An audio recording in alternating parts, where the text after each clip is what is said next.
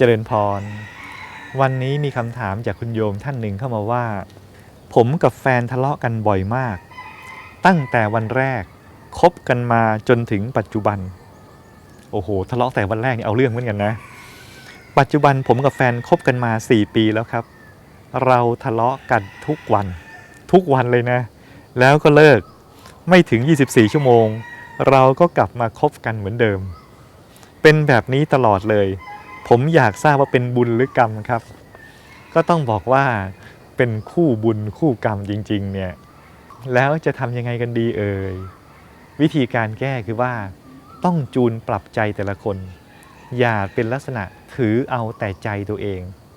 มอง inside out คือเอาตัวเองเป็นที่ตั้งแล้วอยากให้อีกฝ่ายมาเข้าใจเราเนี่ยถ้าเรียกร้องอย่างนี้ไม่จบมันต้อง outside in คือเอาใจเขามาใส่ใจเราเขาคิดยังไงก็ถึงพูดอย่างนั้นนะถ้าทั้งสองฝ่ายทำอย่างนี้ปั๊บเนี่ยจะเข้ากันได้อย่างสนิทเลยแล้วจะให้ดีแล้วก็ชวนกันเข้าวัด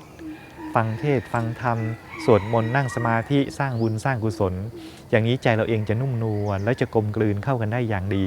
คราวนี้แล้วก็เป็นคู่สร้างคู่สมเป็นคู่บุญกันจริงๆเลยแล้วการเข้าวัดจะทำให้เราเองมีจุดสนใจร่วมเหมือนกันมีประเด็นในการสนทนาเหมือนกันและเป็นเรื่องดีที่เป็นบุญเป็นกุศลด้วย